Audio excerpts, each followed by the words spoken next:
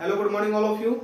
आज की इस क्लास हम लोगों के लिए बहुत ही खास होने वाली है, क्योंकि पिछली क्लास में हम लोगों ने देखा था कि कोशिका क्या है, कोशिका किसे कहा जाता है, कोशिका का खोज किसने किया, कब हुआ और कोशिका के प्रमुख अवयव कौन कौन से हैं, प्रोटीन, लिपिड, जल वगैरह, ये सब हम लोग देख चुके हैं कल की क्लास में।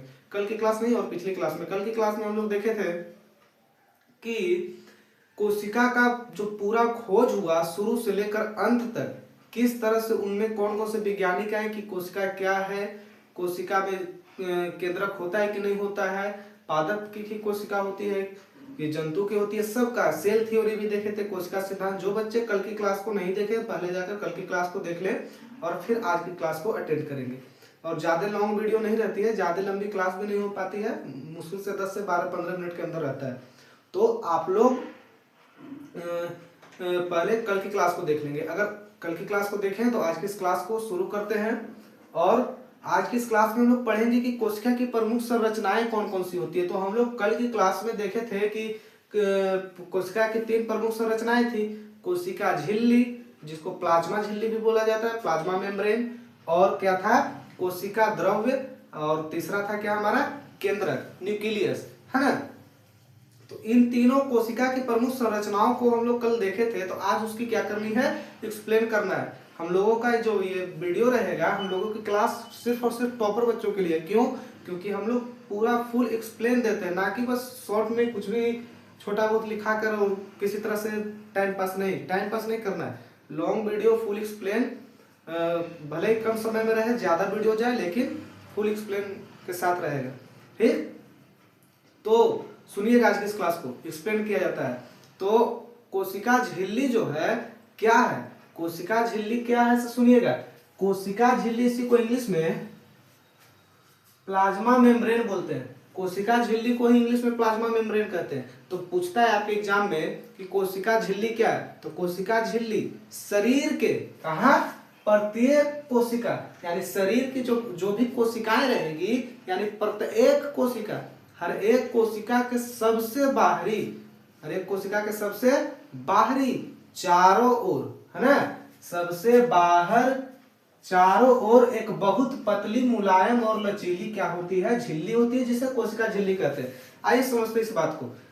एक कोशिका है ये, इस कोशिका के बाहर चारों ओर जो सबसे पतली, पतला समझ रहे होंगे, सबसे पतला, सबसे मुलायम और सबसे क्या, लचीली, एकदम इस तरह से लचीली, है ना।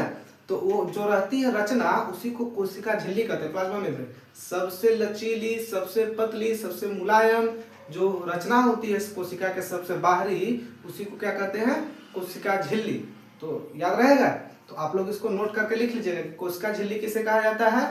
तो हम बोल के भी लिखवा दे रहे हैं कि कोशिका झिल्ली प्रत्येक कोशिका के बाहर की चारों ओर सबसे पतली, सबसे मुलायम और सबसे लचीली जो रचना पाई जाती है, उसी को कोशिका झिल्ली कहा जाता है। चलिए, और बाबू इसके बारे में और बात है, यह जीवित अर्धपार्गमय चयनात्मक पार्गमय झिल्ली होती है, जिसको इंग्लिश में क्या बोलते हैं, चयनात्मक पार्गमय झिल्ली।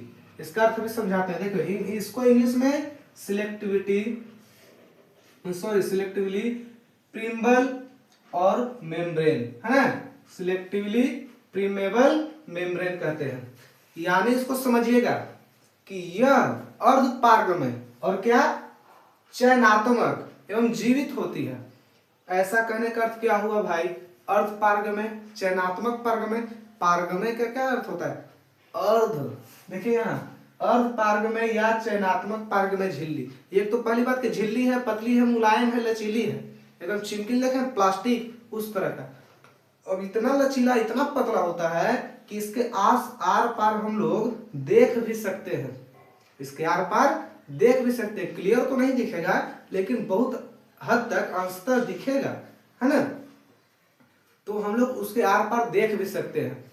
इसी के कारण इसको क्या कहा जाता है, चयनात्मक पार्गमय झिल्ली। ना याद रहता, पार से पार देख सकते हैं, है ना। गमन, गमन माने गमन कर सकती है, यानी आर पार हम लोग उसको क्या कर सकते हैं, देख सकते हैं, अर्धपार्गमय झिल्ली। और यह जीवित अर्धपार्गमय या चयनात्मक पार्गमय झिल्ली होती है। एक हो गया। इसको बार बार हम क्यों बोल रहे हैं, बार बार बोलने का एक ही मकसद है कि बहुत इंपॉर्टेंट है, पूछता है कि निम्न में से कौन अर्ध पारगम्य या चयनात्मक पारगम्य झिल्ली होती है। एग्जाम में आता है, ऑप्शन में दे देगा, तो ऑप्शन में कौन सी हो जाएगा, कोशिका झिल्ली। फिर इसको इलेक्ट्रॉन माइक्रोस्कोप में यह दोहरी झिल्ली दिखाई पड़ती है, ठीक ना। यानी कि कोशिका झिल्ली को अगर इलेक्ट्रॉन माइक्रोस्कोप में देखा जाए तो ये दोहरी झिल्ली के रूप में दिखाई पड़ती है। क्यों? क्योंकि आर पार दिखाई देता है, तो उसके कारण सुनिएगा, सुनिए ध्यान से। कोशिका झिल्ली को अगर हम इलेक्ट्रॉन माइक्रोस्कोप में देखते हैं तो वो दोहरी झिल्ली दिखाई पड़ती है। और इसके बाद अगर हम देखें तो पिछले क्लास में हम बताए थे आप लोग को कि ये बाबू पर बहुत सारे प्रमुख अवयव से मिलकर बना था, जल, कार्बोहाइड्रेट, प्रोटीन, लिपिड, है ना, इस तरह से।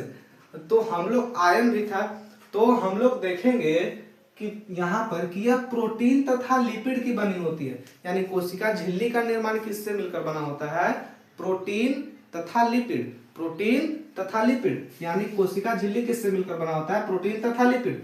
गौर करने वाली बात यह है, हम वहां पर बताए थे आप लोगों की प्रोटीन कितना परसेंट रहता है और लिपिड कितना परसेंट, तो वो सब छोड़ो अभी, वो सब पिछली क्लास में हम आप लोग को पढ़ा दिए हैं। यहाँ पर आएंगे कि बाबू कोशिका झिल्ली में प्रोटीन का कितना परत रहता है, यानी प्रोटीन के कितने परत लेयर होते हैं। तो प्रोटीन का 2 लेयर होता है, समझे ना। तो कहीं पर जगह होगा, आप लोग अपना लिख लेंगे कि प्रोटीन का 2 परत, यहाँ पर इस तरह से 2 परत होती है प्रोटीन का।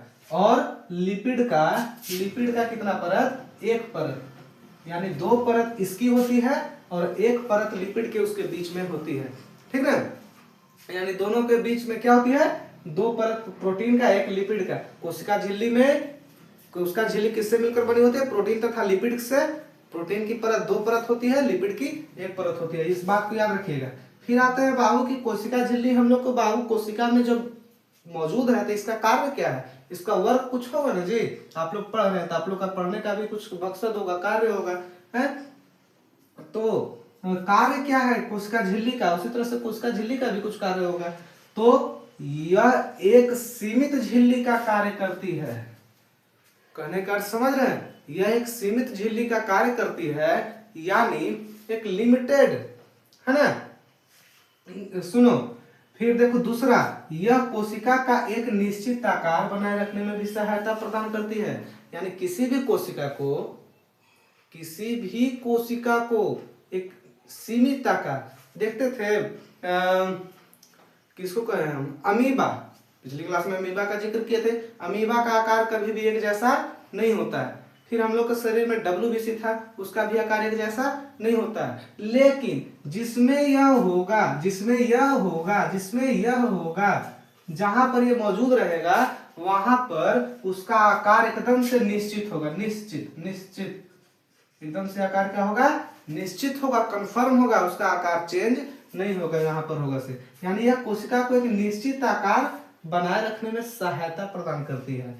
और यह कोशिका को यांत्रिक सहारा, यानी कहने का अर्थ यह है, इसको क्या, यांत्रिक सहारा मतलब अंदर से, जिसको मैकेनिकल सपोर्ट भी कहते हैं इंग्लिश में, प्रदान करती है। कौन, कोशिका झिल्ली। 4th नंबर है इसका कार्य, यह भिन्न भिन्न प्रकार के अणु, किससे, अणुओं को बाहर निकालने एवं अंदर आने में क्या करता है, नियंत्रण करता है ना।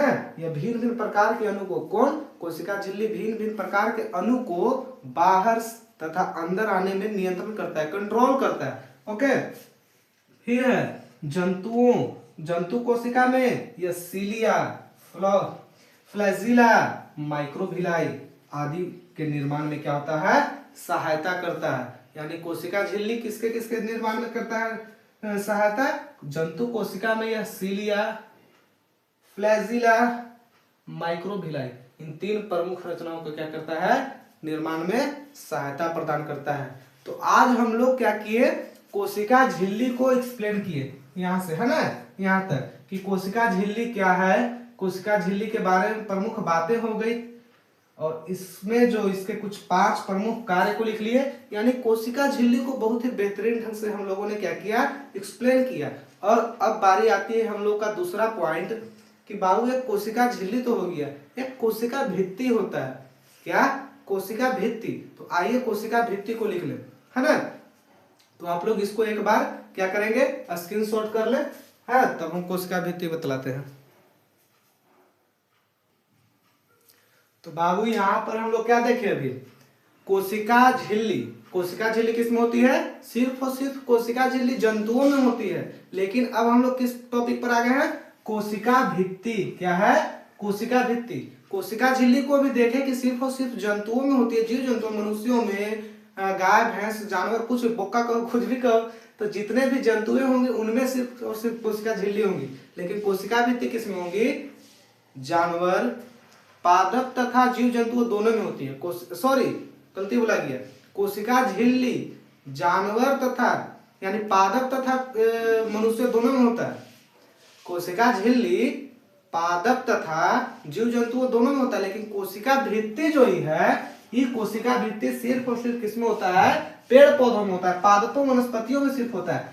जो कि इसका है क्या, सुनना, कोशिका भित्ति क्या है, पादप कोशिकाएं चारों ओर से एक मोटे एवं कड़े आवरण से घिरी होती है।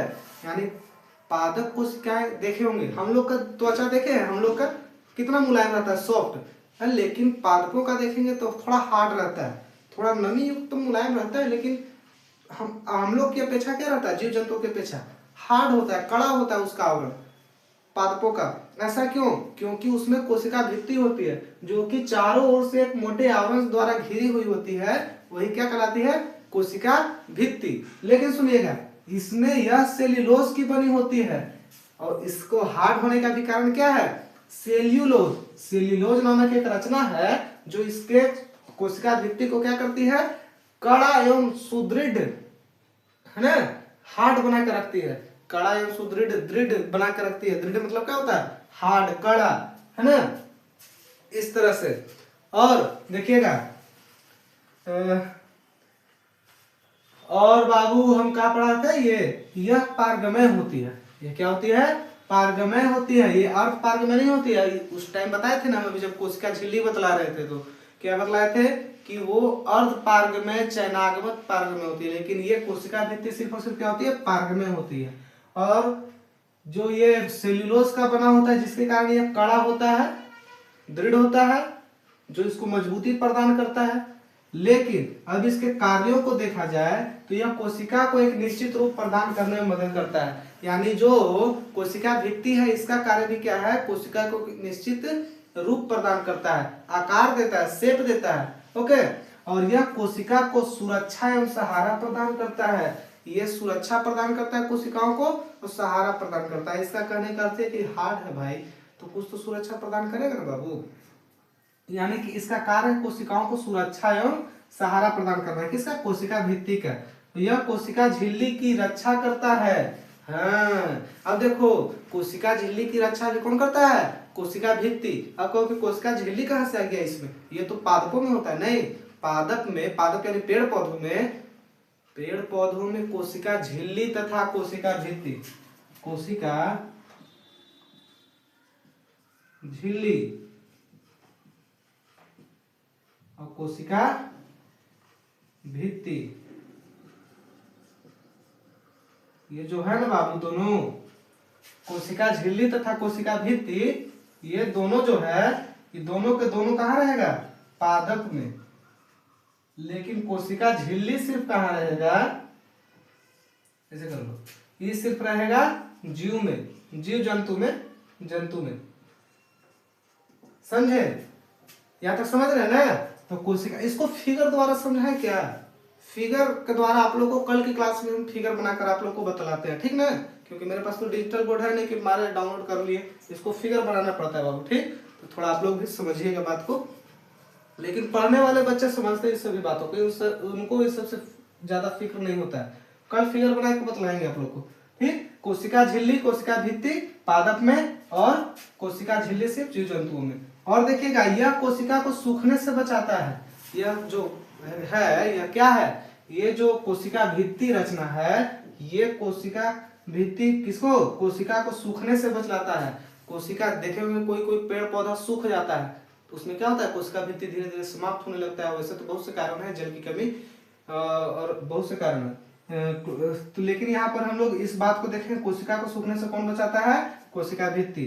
और अगला टॉपिक हम लोग का है कोशिका द्रव, जिसको बोलते हैं क्या? साइटोप्लाज्म। कोशिका द्रव या साइटोप्लाज्म हम लोग कल की क्लास में पढ़ेंगे। ओके, तो कल की क्लास में कोशिका द्रव या साइटोप्लाज्म जिसको इंग्लिश में बोलते हैं उसको पढ़ेंगे। आज की क्लास में लोग क्या देखें? कोशिका झिल्ली देखें। कोशिका झिल्ली है क्या, उनके प्रमुख जो महत्वपूर्ण बिंदु थे उनके बारे में जाने, उसके कार्य क्या थे। उसके बाद हम लोग कोशिका भित्ति के बारे में जाने कि क्या है, कोशिका भित्ति के जो प्रमुख कार्य थे उसके बारे में जाने। अगर इसके बारे में आप लोग लिखना है तो लिख लीजिए, और लिख ही लीजिए, ये भी बहुत इंपॉर्टेंट है। एक बार स्क्रीनशॉट कर लीजिए नहीं है तो। और इसी के साथ आज की इस क्लास को हम यहीं पर समाप्त करते हैं।